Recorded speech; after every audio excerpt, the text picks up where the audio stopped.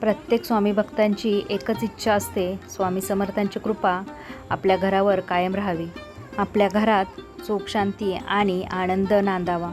नोकरीत यश मिळावे, व्यवसायात भरभराट व्हावी, मुलांनी चांगला अभ्यास करावा, घरातील आजारपण कमी व्हावे, मनातील भीती, काळजी आणि चिंता दूर व्हावी. अनेक भक्त विचारतात, गुरुवारी अशी कोणती सेवा करावी की स्वामी समर्थांची कृपा आपल्यावर राहील.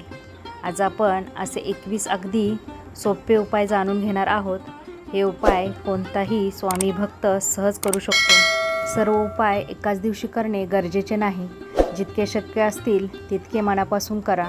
कारण स्वामींना मोठी पूजा किंवा महाग वस्तू नको. त्यांना तुमची श्रद्धा, तुमचा विश्वास आणि तुमचा भाव महत्त्वाचा असतो. तर आपण गुरुवारी करायचे सोपे उपाय जाणून घेणार आहोत. तर हा व्हिडिओ शेवटपर्यंत नक्की पहा आणि व्हिडिओ आवडल्यास व्हिडिओला लाईक जरूर करा. हॅलो, नमस्कार, श्री स्वामी समर्थ. मी रेश्मा तुम्हा सगळ्यांचं रेश्माच्या दुनियादारीमध्ये पुन्हा एकदा स्वागत करते. नंबर 1, सकाळी डोळे उघडताच 3 वेळा श्री स्वामी समर्थ म्हणा. दिवसाची सुरुवात स्वामींच्या नावाने करा. त्यामुळे मनाला शांत वाटते आणि दिवस चांगला जातो. नंबर 2, अंघोळ करून स्वच्छ कपडे घाला. स्वच्छ मनाने आणि स्वच्छ शरीराने स्वामींना नमस्कार करा. नंबर 3, देवघरात तुपाचा किंवा तेलाचा दिवा लावा. दिवा लावताना मनापासून म्हणा, स्वामी माझ्या घरातील दुःख दूर करा. नंबर 4, श्री स्वामी समर्थ हा मंत्र 108 वेळा म्हणा. वेळ नसेल तर 21 वेळा तरी नक्की म्हणा. रोजचा नामजप मनाला ताकद देतो. नंबर 5, स्वामी समर्थांची आरती म्हणताना घाई करू नका. प्रत्येक शब्द प्रेमाने म्हणा. नंबर 6, स्वामींचे चरित्र एक पान तरी वाचा किंवा ऐका. त्यामुळे श्रद्धा वाढते आणि मनाला धीर मिळतो. नंबर 7, स्वामींना साधा नैवेद्य दाखवा. साखर, खडीसाखर, दूध, केळी किंवा घरात जे असेल ते प्रेमाने अर्पण करा. नंबर 8, 5 मिनिटे शांत बसा. डोळे बंद करून स्वामींचे रूप मनात आणा आणि आपल्या सगळ्या चिंता त्यांच्या चरणी ठेवा. नंबर 9, घरातील सर्वांनी मिळून 2 मिनिटे श्री स्वामी समर्थ हा मंत्र करा. ज्या घरात देवाचे नाव घेतले जाते त्या घरात आनंद वाढतो. नंबर 10, एखाद्या गरजू माणसाला मदत करा. अन्न द्या, पाणी द्या किंवा शक्य असेल ती मदत करा. गरजू व्यक्तीची सेवा म्हणजे स्वामींची सेवा. नंबर 11, गुरुवारी कोणाशीही वाईट बोलू नका. आपल्या बोलण्याने कोणाचे मन दुखवू नका. नंबर 12, आई वडील आणि घरातील मोठ्या माणसांचा आशीर्वाद घ्या. त्यांचा आशीर्वाद खूप मोठा असतो.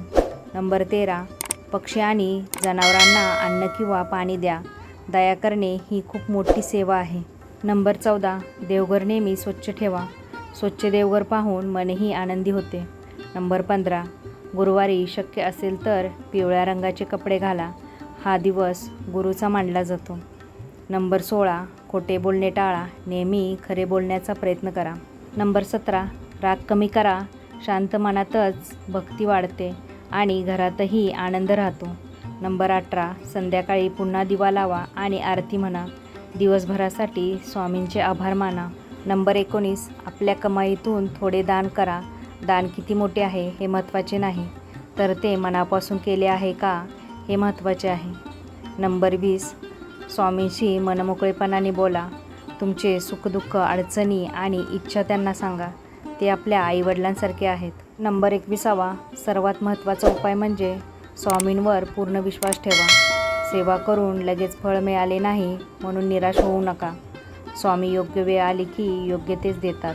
श्रद्धा आणि सबुरी ठेवणाऱ्या भक्ताला स्वामी कधीच एकटे सोडत नाहीत. मंडळी, एक गोष्ट नेहमी लक्षात ठेवा, स्वामी समर्थांना महाग वस्तू नको असतात. त्यांना तुमचे प्रेम, तुमचा विश्वास आणि तुमची चांगली कर्मे आवडतात. म्हणूनच प्रत्येक गुरुवारी या 21 पैकी जितके उपाय शक्य असतील तितके मनापासून करा. आणि एक गोष्ट कधीच सोडू नका, ती म्हणजे स्वामींचे नामस्मरण. योग्य वेळ आली की स्वामींची कृपा तुम्हालाही नक्की अनुभवायला मिळेल. तर मंडळी, येत्या गुरुवारपासून तुम्हीसुद्धा हे उपाय नक्की करा. तुम्हाला आजचा व्हिडिओ कसा वाटला ते कमेंट करून नक्की सांगा. जर व्हिडिओ आवडला असेल तर व्हिडिओला नेहमीप्रमाणे जास्तीत जास्त लाईक करा, शेअर करा आणि सबस्क्राईब करायला विसरू नका. पुन्हा भेटूया आपण उद्याच्या नवीन व्हिडिओसोबत. तोपर्यंत सगळ्यांना श्री स्वामी समर्थ. जय जय स्वामी समर्थ.